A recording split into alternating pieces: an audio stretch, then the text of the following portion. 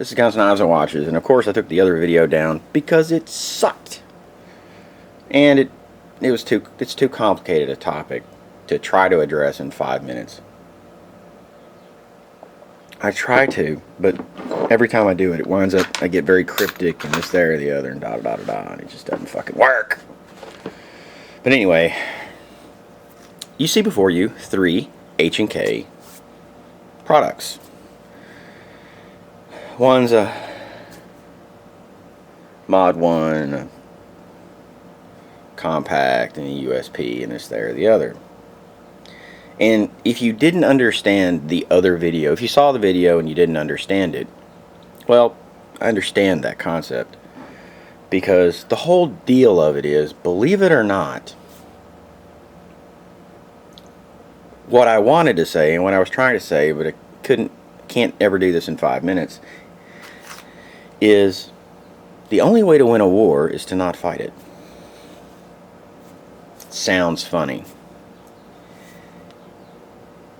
Everything else is basically and I sound like a hippie fucking pinko fag saying that. It just does. Or it sounds like I'm trying to be fucking Gandhi or some little piece of shit like that. Or Gandhi's a great man. I'm not sorry. I didn't mean some little piece of shit hippie who, whatever, and hangs out at fucking, wherever. But the reality is, the only way you can win a war is to not fight it. You see before you weapons of war. And people want to ban them, and people want to get rid of them, which is funny. And they use cases like, I think in Israel, where they take people's guns away, and the suicide rate of the soldiers go down. And people go, well, it must have been the guns. No, it must be the fact that serving in whatever fucking military that was sucks. But I'm going to lay out a real quick story. And this story is not to say that I'm a hippie, pinko, fag who's nonviolent and this, that, or the other. It's totally the opposite. It is to lay out where the exact opposite. I'm not trying to make myself aggrandize, get anything, this, that, or the other, da, da, da, da. It's almost like the movie Lord of War. Anyway, starts out at the beginning. Sister gets killed. Mom's distraught over it. She blows her brains out. 9mm Luger. Blah, blah, blah, blah, blah, blah, blah, blah, blah. This is I don't have a unique story here, okay? Dad goes to federal penitentiary for fucking 4 years or 3 years and some, whatever. However, I go to military school. So I start to learn war, combat, violence, this, that, or the other. Before that, though, I was third in AKA Grand Nationals fighting Gojo Shorei karate. In my division, whatever, weight class, all that crap. So I started it really before then. Because really, it's who I am as a person. I didn't get sucked into it and go, oh my God, this is the best thing since sliced bread. I was already violent. I was already this, there, or the other in a seeming to be very non-violent package. But after being through all the traumas that I'd been through, violence, aggression, hate, all this stuff, it just was right up my alley, and the amount of anger that it takes to be extremely violent.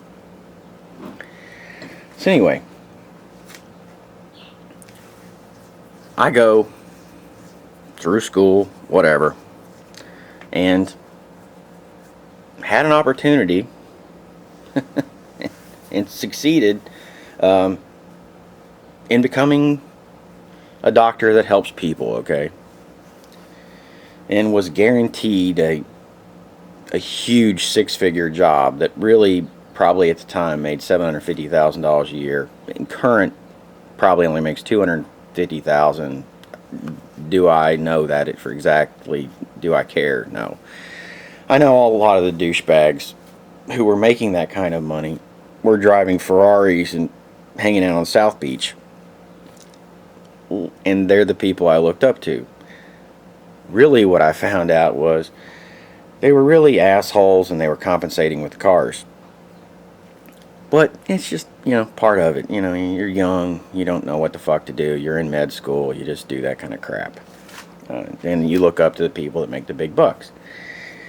And I already had a practice, I already had this, that, or the other, I already had all that crap. Because, my family, believe it or not, despite its fucked up nature, helps people. I can't do that. There is no amount of money in the world where I can sit there and just help somebody without first understanding who that person is. And for no reason. It's just a person on the side of the road, yeah, I'll help them, or a person, somebody this, there, or the other, some da-da-da-da-da. But everyone makes bad fucking choices. Everybody does this, there, or the other. If you get in a situation to where you need a gun or you need a knife, there's probably 10 fucking mistakes you made. In fact, that's what I train my guys to understand, is that if you get in a situation to where you need these weapons, you probably made a bunch of mistakes that got you there. And it's not the one mistake that you just need the gun, unless it's just random. And that random violence is random violence. I can't deal with that. But we're talking about people that deal with violence and deal with things and deal with not the normal everyday shit, okay? And are in very violent situations and deal with this stuff. And, they work great there. They don't work so hot in peacetime. They don't work so great this, there, or the other.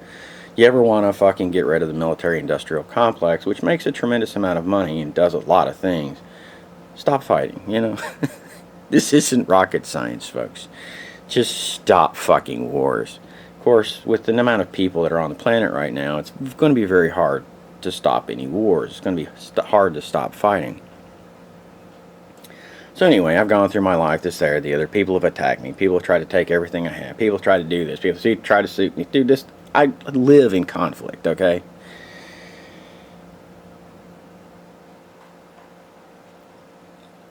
So to sit there and say the only way to win a war is to not fight it is totally 100% contrary to my entire life. Contrary to my entire being, contrary to this, there, or the other. I'm not some fucking pussy, hippie, pinko fag who just sitting there going, the only way to win a war is to not fight it. Truth is, the only way to win a war is to not fight it. There is no winner in a conflict like that. There is no winner. There are wars to be fought every day, and you have to fight them, and you have to fight them with all zeal. But when you get into a combat situation, there are only losers. It's like those guys who are in that military that they had to take the guns away from them, couldn't let them take their guns home at night because they were whacking themselves, And from a person who's been around that kind of shit and watched, people die and this, there, or the other, I understand where they are psychologically, but how fucked up does it have to be for you to be in the military and they have to take your gun away because there's, the suicide rate plummets once, because they have to drop the suicide rate because it's bad for morale, And I understand that here in this country we have suicide rates for the military, this, there, or the other. How fucked up would it be if we didn't? I mean, if you're going into a combat situation and you come out of that and you have that positive da-da-da-da and this, there, or the other, and you're that type person that excels in that environment, you get taken out of that fucking environment and you get traumatized by it to a point where it actually alters your brain chemistry. You get taken out of that fucking environment. You're no longer, in that fucked up place, but mentally you're there because chemically your brain's still acting like it is. And we wonder why we have suicide rates. It's kind of fucked up, isn't it? But you got to understand it's a very complicated problem. And it's like people coming back with this shit about the government taking over everything. Folks, they collect metadata, they collect all this information, this, there, or the other, and can't use the majority of it. They can in going backwards and looking at shit or this, there, or the other, and other countries try to use metadata to catch our spies and to do this, there, or the other, and all this shit. But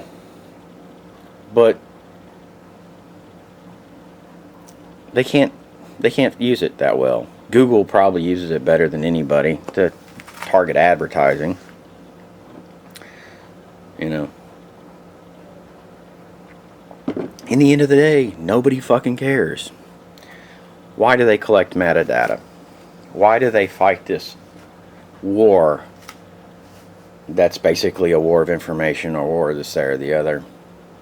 Because on the internet, on places where things are hidden, because secrets in the end of the day kind of are bad psychologically.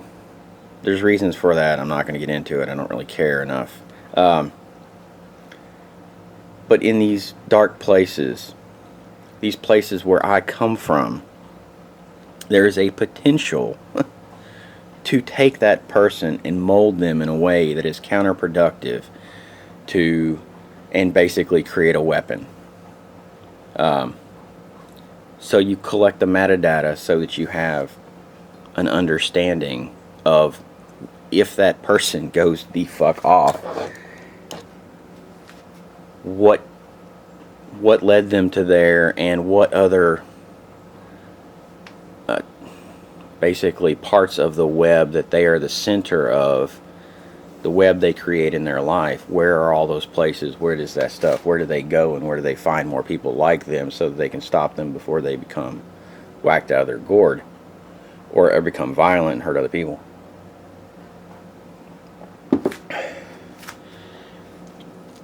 Wow, what is this, like topic 20 or something? Anyway, like I said, I can't do this in 5 minutes, and I go off on more fucking tangents than you can shake a stick at. With overpopulation of the world, and you can argue whether it's being overpopulated or not, you can argue about the effects humanity are having on the environment, there's going to be more and more need for control of civilization, control of society. You're either going to self-regulate, or the regulation is going to be done for you. It's just the way it is. And the only way you can allow freedom, I guess freedom, is to collect all the data so that you can catch the outliers. Because in every civilization, every this, that, or the other, things actually operate on the bell curve. And there are outliers. There are people who are whacked out of their gourd on both sides. I mean, this is not a right-wing, left-wing argument. You got some fucking wackadoodles on both sides that are just wah. You know, I play crazy on YouTube, but goddamn, there's some people that are really whacked out of their gourd. But anyway, plus the crazier I act on YouTube, I hate to sit there and say this, it generates a lot of money. This is not, you know, I'm doing this, and it pays me. It's a hobby that pays back. It's the only hobby I've ever found in my life that pays you back. It's not a fucking job. If nothing else, I would be doing something else. I would be building guns. I would be doing all that shit without YouTube. I would be doing all the same crap. I would have all the same guns. I would do all the same shit. I just wouldn't be getting paid for it. So fuck it. If I can find a hobby that helps support itself, you're there. You know, I'm not, you know, breeding iguanas or dogs or whatever else or that type shit. This is something I don't have to maintain. I don't have to fuck with. Well, I do have to maintain it a little bit, but anyway, you have people in those places, man, that are just whacked out of their fucking gourd. And unfortunately, the more population you have, the more wackadoodles you have. The more people talk about fucking, you know, government's against us and this, that, or the other, and it may be in a lot of different ways, but you gotta help. You have to regulate. You either have to self-regulate or somebody's gonna regulate you. That's just the way it is. That's the way societies work. That's just this, that, or the other. That's why, you know, I made the video about Mad Max. To get back to 1960 population, you're going to have to, out of every 3 people, kill 2 of them. Okay. Well, that's not gonna happen unless we get into some crazy ass fucking war and people start popping off nukes and shit. And hate to say it, America would not be the best place to be in the world. I'd want to be some fucking where there's nothing and nobody gives a shit. You know, maybe sub-Saharan Africa might be a good place to be. I don't know. And with all the craziness going on in South America right now, I probably wouldn't want to be there either. But hell, I don't know, man. Have I thought about this? No. I think about if the power goes out and a nuclear or a nuclear reactor goes terminal, where do I not want to live? So I don't live in those places. There's no nuclear reactors around me. The trade winds or the prevailing winds will not blow nuclear debris over where I live. You know, that bad. Of course, you know, it'll wrap around the entire globe and this, there, or the other. And, you know, this is funny. This is a test for wine. And I know I'm rambling, but I ramble a lot. And I'm not editing this shit. Fuck it. A way of testing if a wine bottle is real or counterfeit, like made 100 years ago or made recent. Like recent, I mean since we started blowing off nuclear fucking bombs. You know, the Manhattan Project, World War II, all that crap. Is to see if the bottle is radioactive. If there's radioactive debris in the bottle, it's made after World War II. If it doesn't, if there's no radiation being emitted by the bottle, this is fucked up. It was made before. Think about that one. No one's safe. But the only way to win the battle is to not fight it. The problem is when a force comes against you, you have to respond, or else you basically give up and you allow them to overrun you. So I'm not saying that's always the best policy, but it's right more time than it's wrong. And it's something that I've learned through a life of violence and a life of anger, hate, aggression, this, that, or the other, and watching people do all of this stuff and the effects on them psychologically, physically, financially, and every other way. Anyway, wow, 17 minutes. Yep. There's no fucking way to do this in 5 minutes. That just can't be done. I probably could cut this video down to about 20 and expound on all of that crap, but fuck it. I don't have that kind of a time, attention span, and really, believe it or not, I'm not going to commit that kind of time. We're at 18 now. Fuck it. I'm done. See ya.